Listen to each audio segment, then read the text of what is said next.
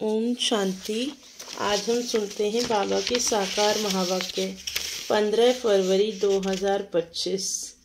मुरली का सार है, मीठे बच्चे, बाप तुम्हें दैवी धर्म और श्रेष्ठ कर्म सिखलाते हैं, इसलिए तुमसे कोई भी आसुरी कर्म नहीं होने चाहिए। बुद्धि बहुत शुद्ध चाहिए। आज बाबा ने प्रश्न पूछा कि देह अभिमान में आने से पहला पाप कौन सा होता है। उत्तर में बाबा ने कहा, अगर देह अभिमान में है तो बाप की याद के बजाय देहधारी की याद आएगी, कुदृष्टि जाती रहेगी, खराब ख्यालात आएंगे। यह बहुत बड़ा पाप है। समझना चाहिए माया वार कर रही है, फौरन सावधान हो जाना चाहिए। ओम शांति। रूहानी बाप रूहानी बच्चों को समझा रहे हैं। रूहानी बाप आए कहाँ से? रूहानी दुनिया से, जिसको निर्वाण धाम अथवा शांति धाम भी कहते हैं। यह तो है गीता की बात। तुमसे पूछते हैं, यह ज्ञान कहाँ से आया? बोलो, यह तो वही गीता का ज्ञान है। गीता का पाठ चल रहा है और बाप पढ़ाते हैं। भगवानुवाच है ना, और भगवान तो एक ही है। वह है शांति का सागर।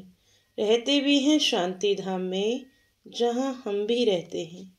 बाप समझाते हैं कि यह पतित दुनिया, पाप आत्माओं की तमो प्रधान दुनिया है। तुम भी जानते हो बरोबर, हम आत्माएं इस समय तमो प्रधान हैं। 84 का चक्र खाकर सतो प्रधान से अब तमो प्रधान में आए हैं। यह पुरानी अथवा कलयुगी दुनिया है ना। यह नाम सभी इस समय के हैं। पुरानी दुनिया के बाद फिर नई दुनिया होती है।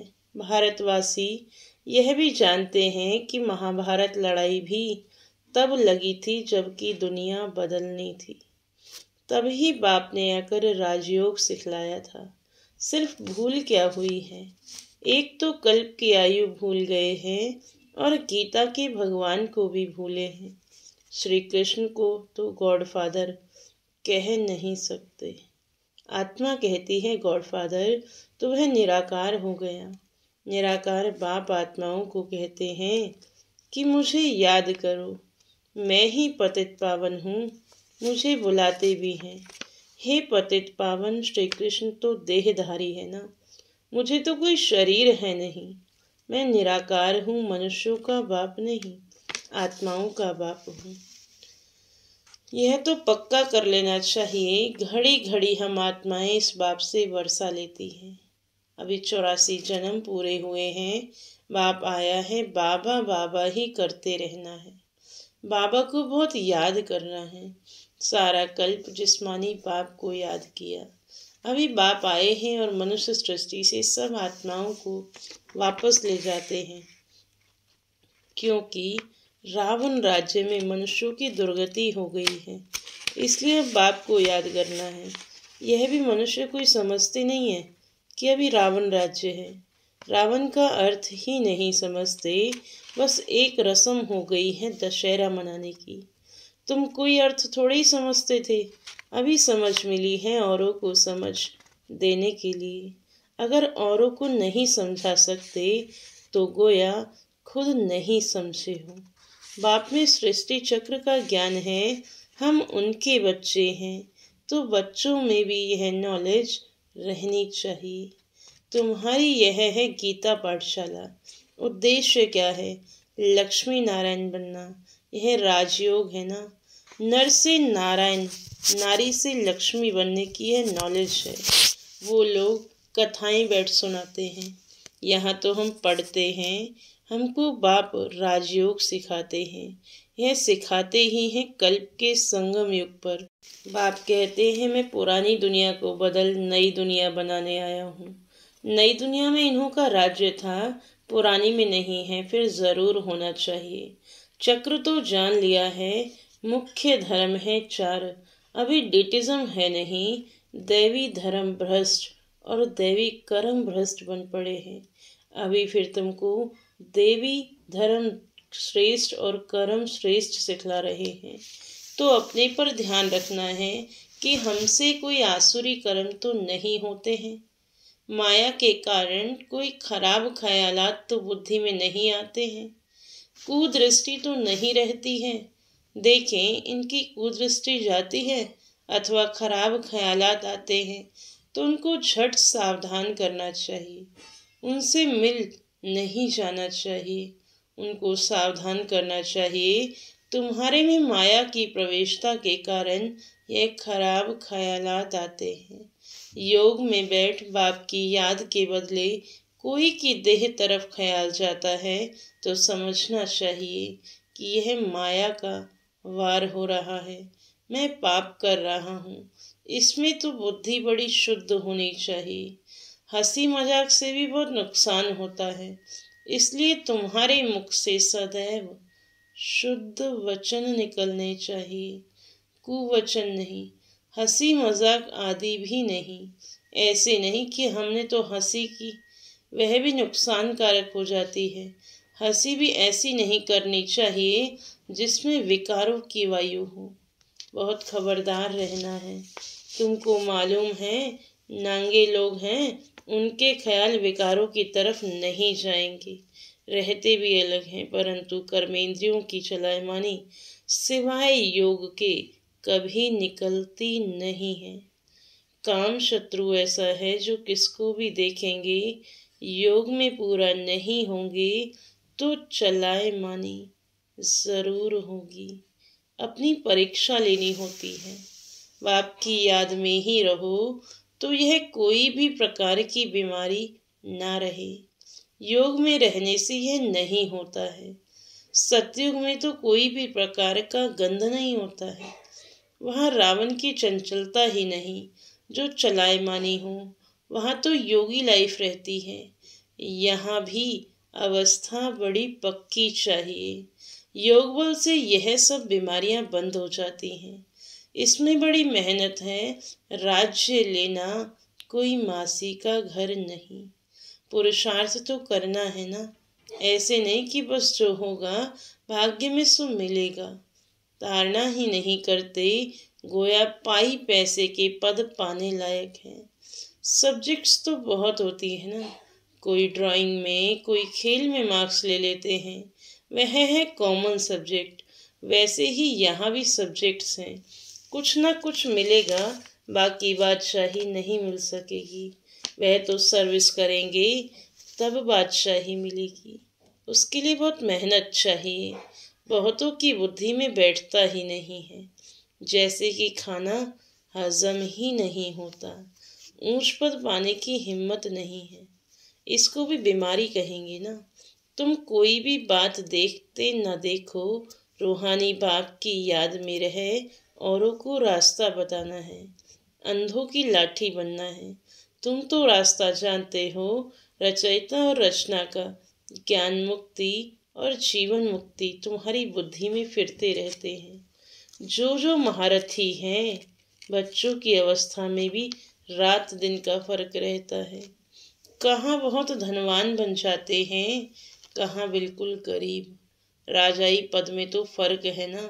बाकी हाँ, वहाँ रावण ना होने के कारण दुख नहीं होता है।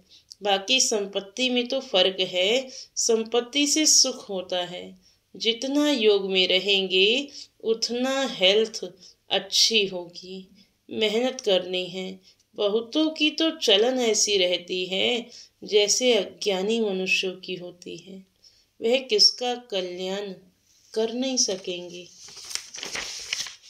जब इम्तिहान होता है तो मालूम पड़ जाता है कि कौन कितने मार्क्स से पास होंगे।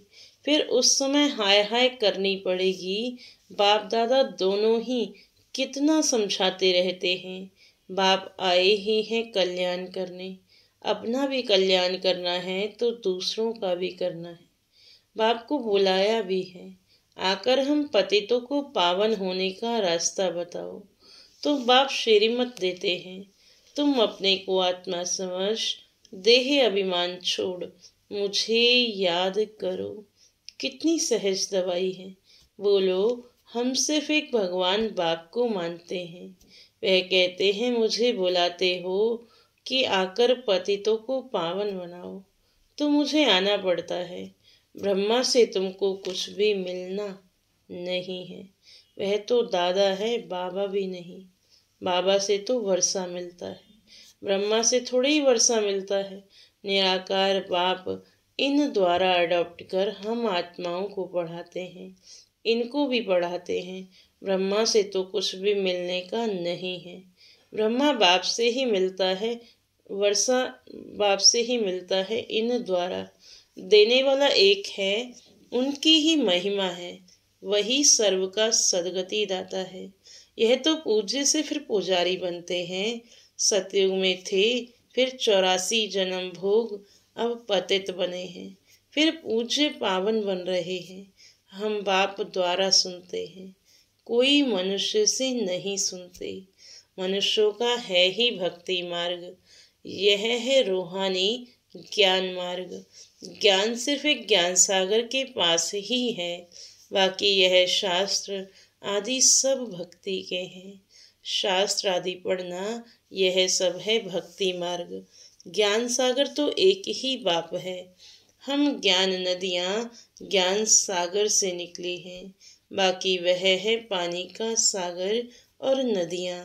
बच्चों को यह सब बातें ध्यान में रहनी चाहिए। अंतर्मुख हो बुद्धि चलानी चाहिए।